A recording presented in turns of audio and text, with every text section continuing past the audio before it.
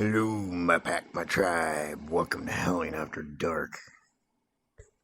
So, tonight's show is called Ghost Stories. But I don't necessarily mean the kind that you tell around a campfire. These are things that have actually happened. And I'm going to start with my most recent. So, those of you that follow me on Facebook or whatever are probably already aware of this, but I'm going to mention it anyways. I'm leaving Ohio. I'm getting ready to move to New Mexico. That's New Mexico, not Mexico, Mexico, by the way. Um,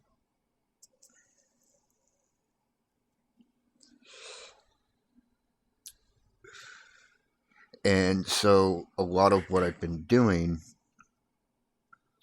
kind of, I guess you could say, emotionally preparing for that, is I've been going to places that around here that I like, that I'm going to kind of miss, and kind of saying goodbye to them. Um, so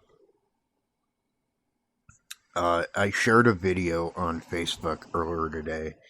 Uh, if you haven't seen it, check it out. It's on my personal news feed. It's Ghost Wolf J on Facebook, or it might be under J Pettit. I forget which one. In any case, it doesn't matter.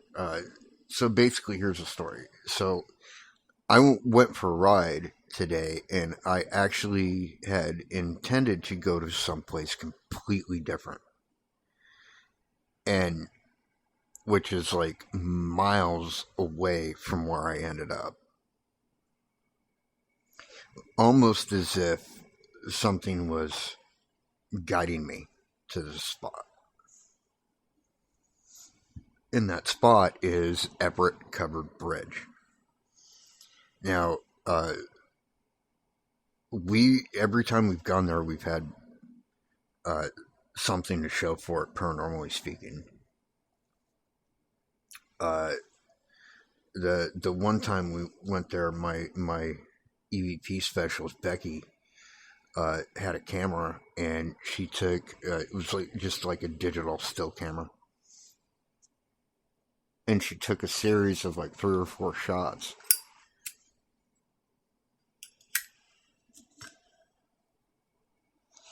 And on the far side of the bridge, it showed this thing moving from left to right and then back until it like disappeared. And I'm gonna tell you what it looked like. It looked like a rake. If you've ever seen a depiction of what a rake is, it it's like a it's unclear what it is. To me, it's a spirit. All right, but a lot of people are saying it's a cryptid. I think it's a spirit. I don't think they're necessarily mutually exclusive, but there you go. So, a humanoid kind of figure with long limbs on all fours is basically what you see.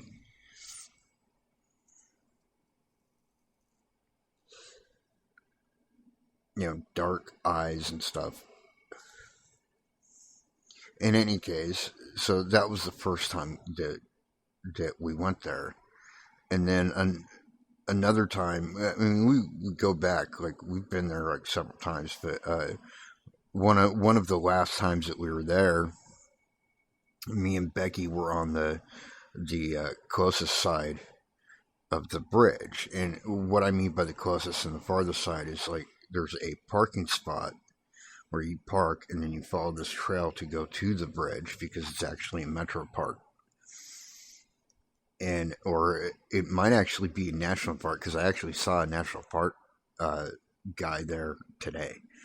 Um, but either way, so me and Becky, my EVP specialist, were on the close side of the bridge. Nora was on the far side of the bridge, and even at night, there's some light there. Like you can see from one side of the bridge to the other. Like on the far side, it's easy to see because there's actually street lights, and on the other side, you can see because there's like cars that'll pass by and you'll see their headlights and stuff. And then there's some like ambient light too. But she swore she could not see us. It was like a black curtain had gone down in between us.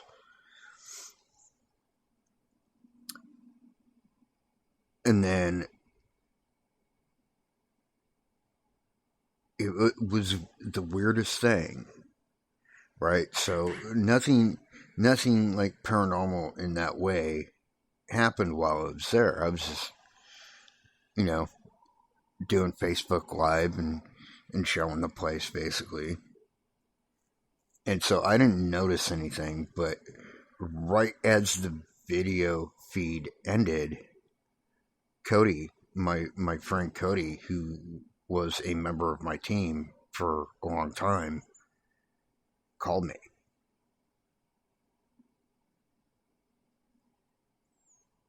You know.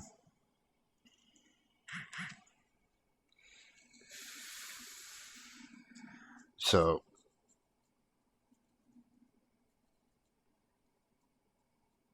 I don't know, it was pretty weird timing, I think. Okay, so that was like the weird thing about this whole thing though was I did not intend to go there at all. I actually intended to go to the Icebox Cave at Virginia Kendall, which is like miles and miles away. It's not even in the same town. And so I was riding on my bike, and somehow I ended up at Everett Covered Bridge. No idea. Because it's not even like the way you would go from my house to get there isn't even the same way, like at all. So like the way I had ended up going to get there is like this long ass back way to get there. All right, so it was just strange. So that's one of my recent stories. The other one actually happened a couple days before this. And I had gone to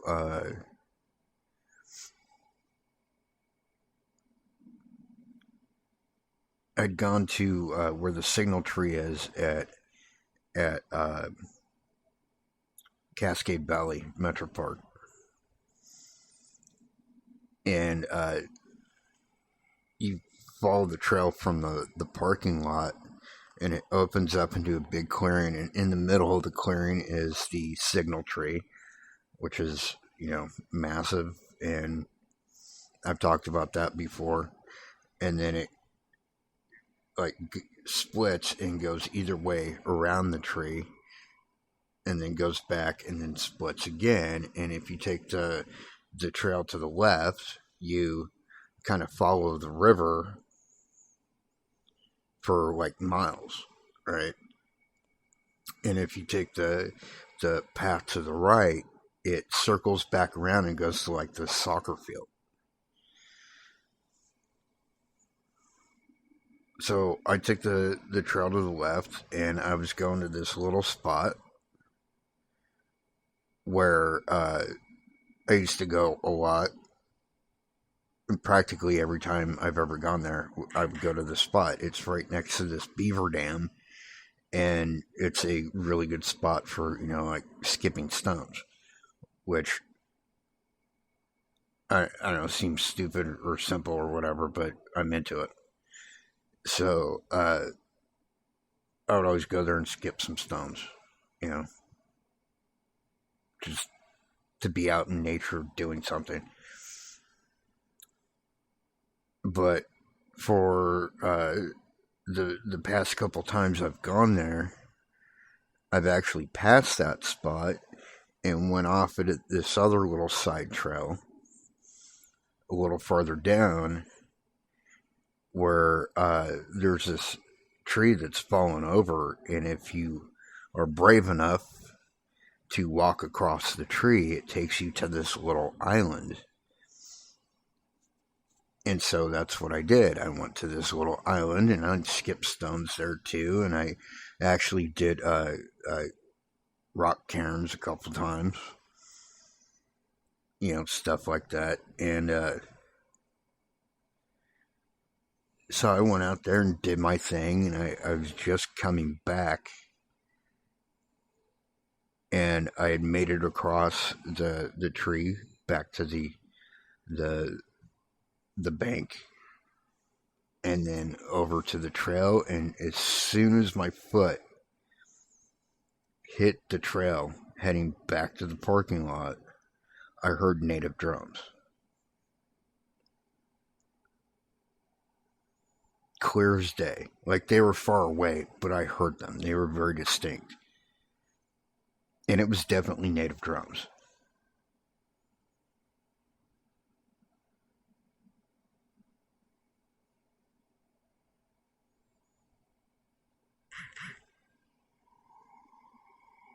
So anyways,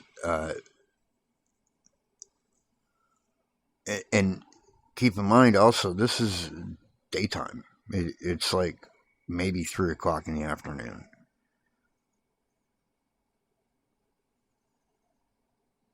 And I know it wasn't my imagination because it was clear. I actually stopped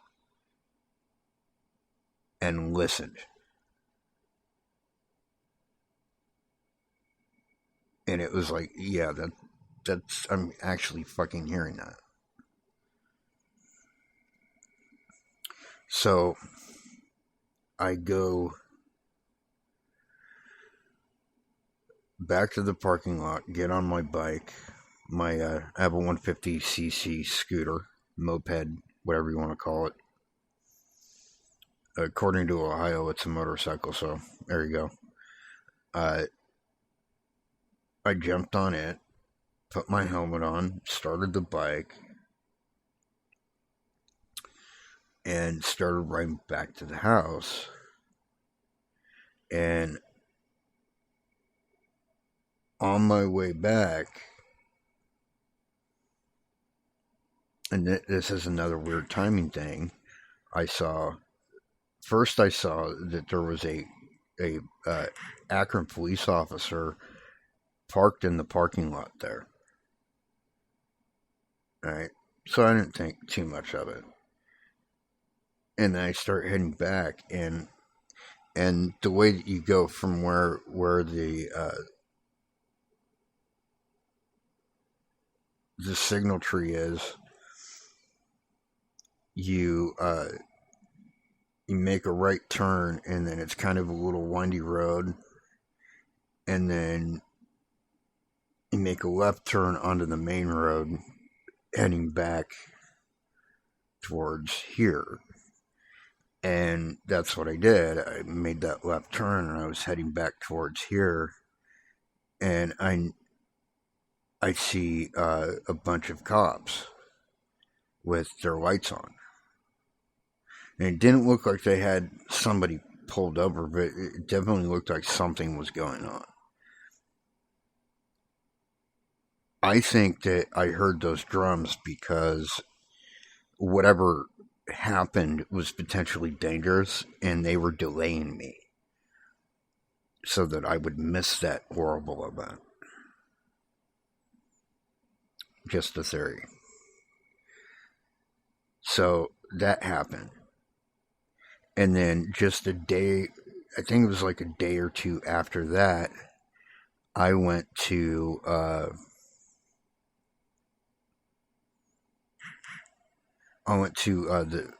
spot called the Treaty Line, which is another metro park. It's this historic spot where in the late 1700s, the local tribe signed a treaty with the white people.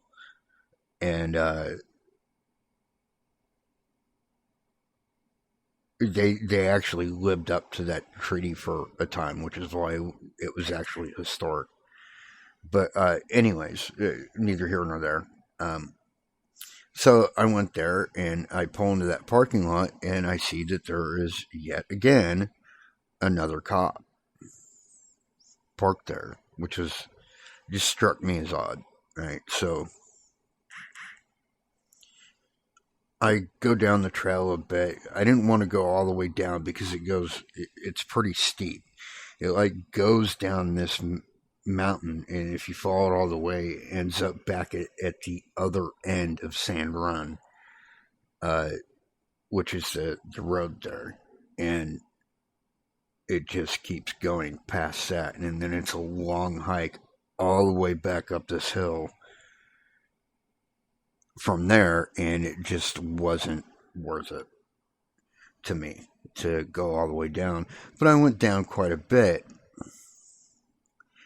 and so I come back, you know, go down a bit, and then I turn around and I'm coming back, and I see that the cop is still there.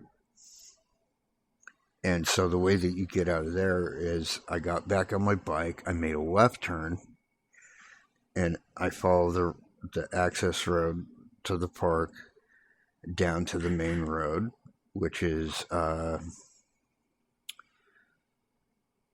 forget if it's Memorial or I think it's Memorial. Anyways, doesn't matter.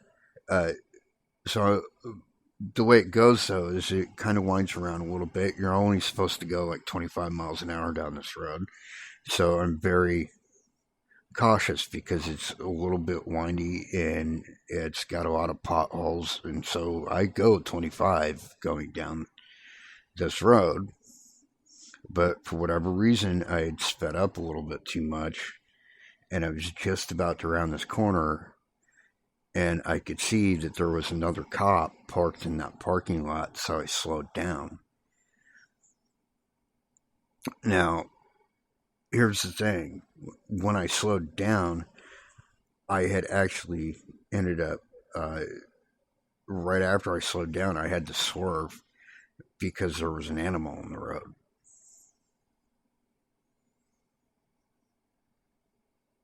Right, so I swerved and I missed it. And then I, went home. Now, I'm gonna kind of backtrack a little bit.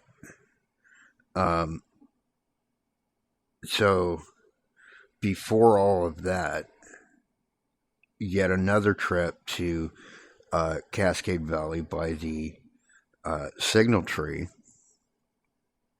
It was kind of a gloomy day. It was a little cold, overcast. Had rained earlier, so the trail was kind of muddy. And so I'm looking down, paying attention to the trail because I don't want to step in a bunch of mud if I can avoid it. So I'm looking down, looking for, solid spots that I can step, around puddles and little mud holes or whatever. But then I get around this one curve and I look up, and probably about 100 feet in front of me was a doe, a female deer, standing in the middle of the trail looking at me. And it wasn't like if you've ever seen a deer in the wild, they will look at you, but this is somehow different.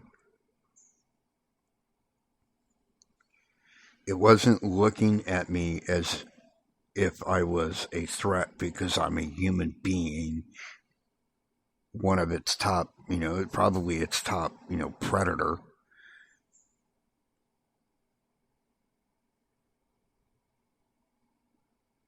It was looking at me as if it had no fear.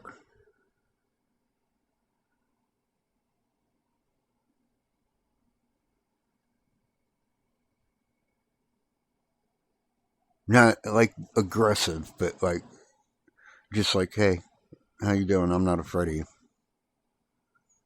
It didn't come any closer to me, and I didn't go any closer to it once I stopped. But I got down on my haunches, and I'm just sitting there looking at this thing for like a good 5, 6 minutes. And then it just very casually turned around and walked the other way. Didn't run, just walked. And so I was curious, and I followed it, right?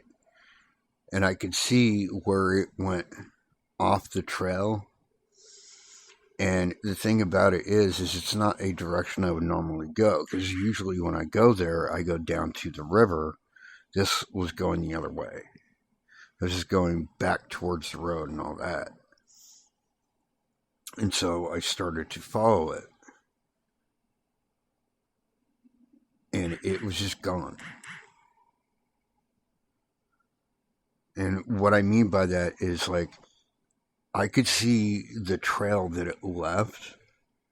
I could see where it went up to a point. And then it got to this one point where it was just gone. There was no sign of it at all. As if it vanished. Just poof, gone. That's not possible if it was a physical being of any sort.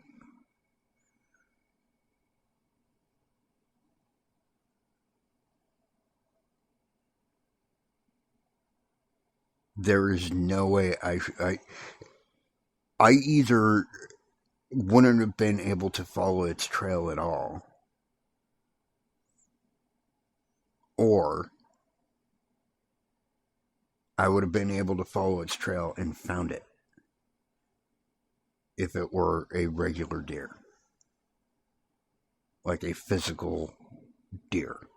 I think this was like a spiritual manifestation, like an omen, something to, like a message. I don't know how to describe it really. But I can tell you it was not no deer, hell, no animal, period, goes through the forest leaving a trail and then the trail just vanishes. It doesn't happen. Because, well, let me tell you this. When I was 9 years old, one time, I tracked a mountain lion over Bear Rock just to see if I could do it. And I did. If there was any sign of this thing, I should have been able to follow it. There was none. There were no hairs. There were no hoof prints. There were no, broken foliage from its passing. There was nothing. It just vanished.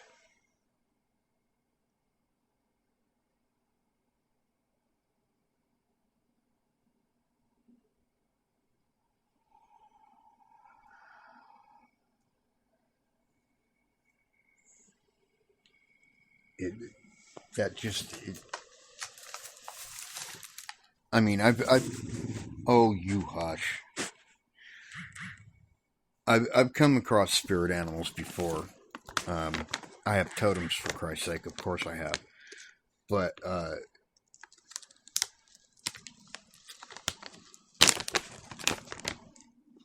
that was a first that I would come across one when I was in a everyday state. I wasn't, on a vision quest. I wasn't visioning. Nothing like that. I was in my everyday state of mind. I was awake and aware. All that. whole mind and body, and it just vanished. That has never happened before.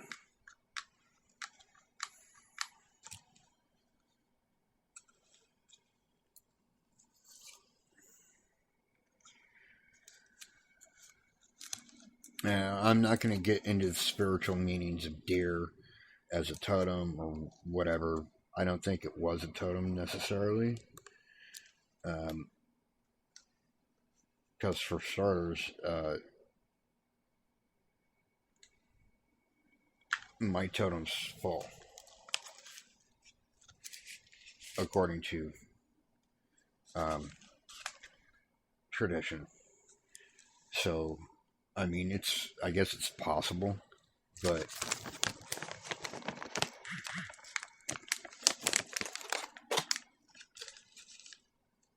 doesn't seem likely.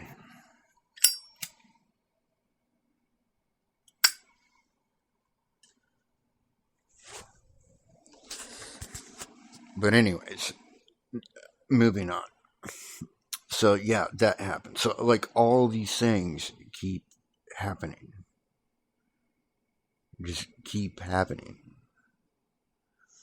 Like that. That are strange. Or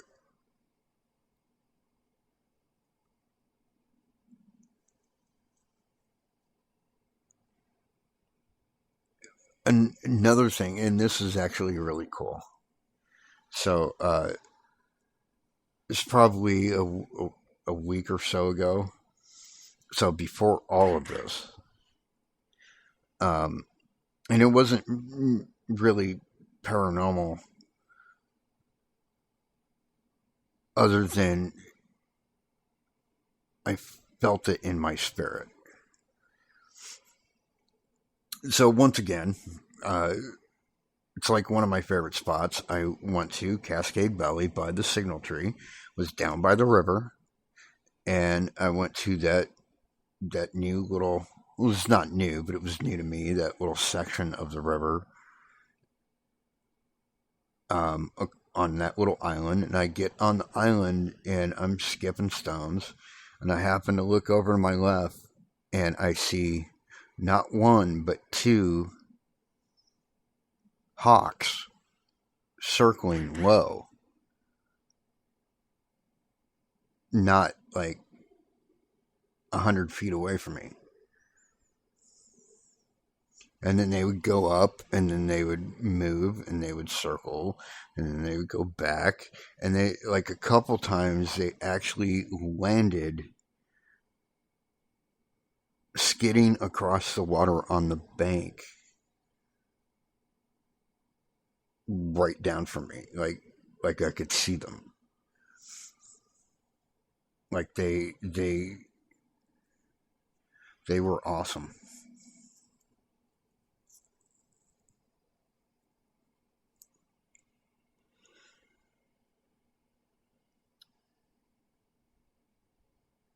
But anyhow, all right. So going on to the next set of ghost stories.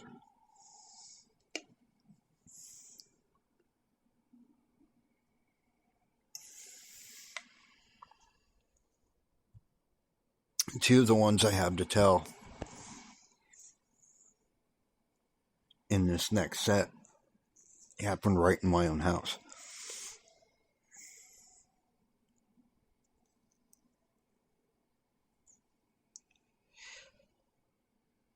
So it was pretty late at night, probably around this time, because it's almost 3 in the morning. And I see this little figure pass by my door. Now, lately I've been sleeping, my dogs have been sleeping in the bed with me, and I've been sleeping with the door open and the light in the hallways on. Right? And I see this little figure go from right to left, like it's heading downstairs. Just real quick. And so I got up and looked, and checked the whole house, and of course there was nothing there. Initially, I thought it was my cat had gotten out of the room next door because that's their room right now. And I just not too long ago had a cat pass away.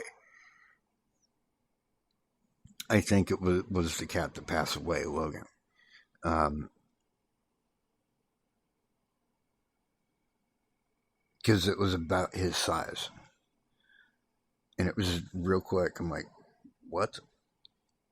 I couldn't believe it.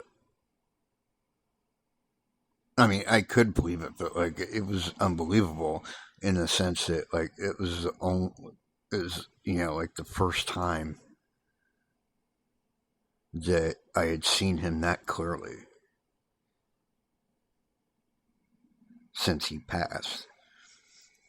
Like, whoa, because he looked solid too. It wasn't like an apparition where you could see the details, but you can also see through it, kind of thing. It was like solid, like it was there.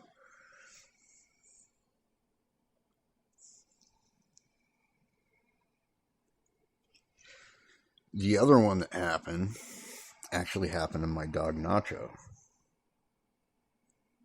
So what had happened was is I was in my room. Once again, it was probably about the same time of night, and he starts barking all of a sudden. Actually, no, he didn't bark. Now that I think about it, he didn't bark, he didn't growl, he didn't do anything. He literally just got up, went out in the hallway, and looked downstairs, like down at the landing, for like a good 2-3 minutes. Didn't growl, didn't make any noise. It was, and that's why it was odd because normally when he would do that kind of thing, it's because he heard like something moving outside or whatever. But this time it was like he just knew something was there and didn't feel threatened or by it. Didn't feel aggressive towards it or anything. Just was sitting there looking at whatever it was, and I got up and looked, and there was nothing. There's literally nothing there.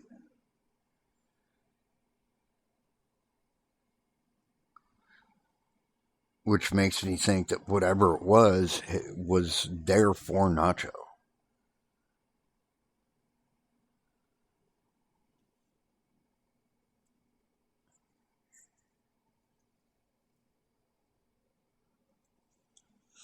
I kind of got the sense it was my baby girl Voodoo who passed away. I've seen her a couple times, but this experience was just different.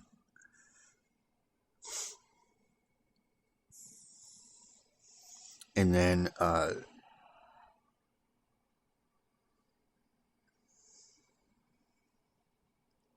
after that happened, he actually became more lovey than usual for a little bit.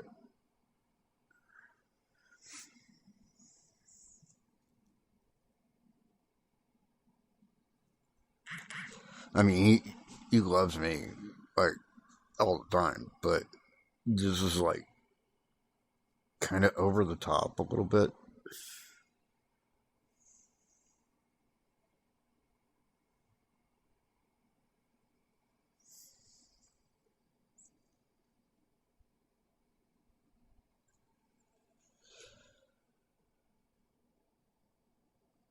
I think he knows that we're going to be leaving.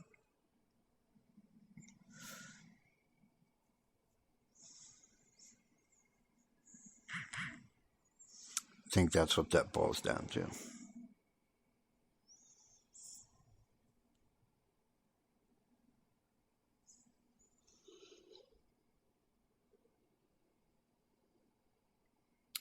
And the last one, this one was really strange because it was so clear.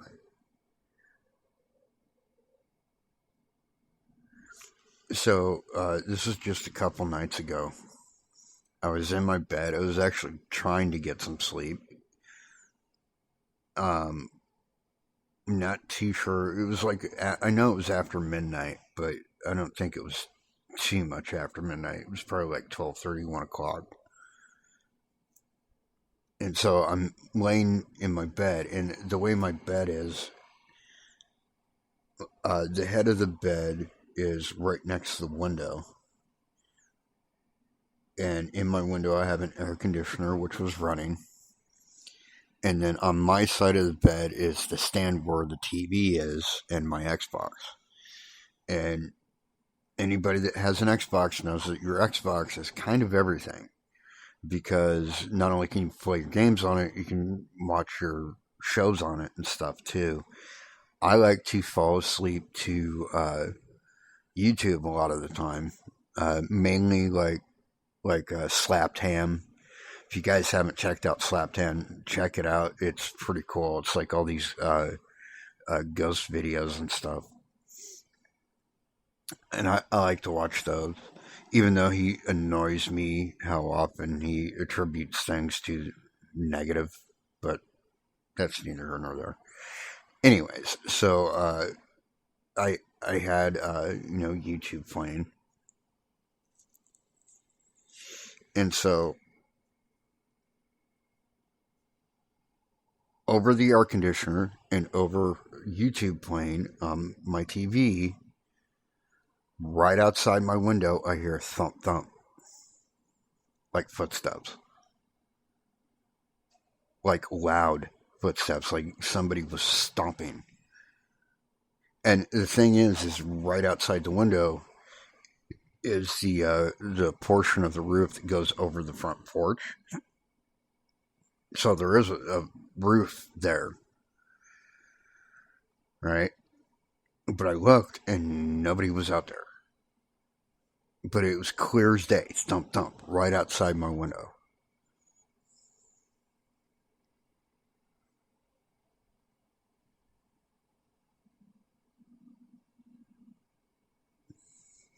I kind of think that the spirits that I kicked out when I moved in here and did the sage blessing on the place and put up my shields and stuff.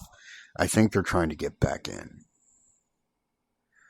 I think that's what that thump thump was about. But that's just a guess. If they ever do get back in, it won't be while I'm here. I know that much. But whatever. Anyways, that's about all the time I have. Want to thank you, my pack, my tribe. Until next time, peace out.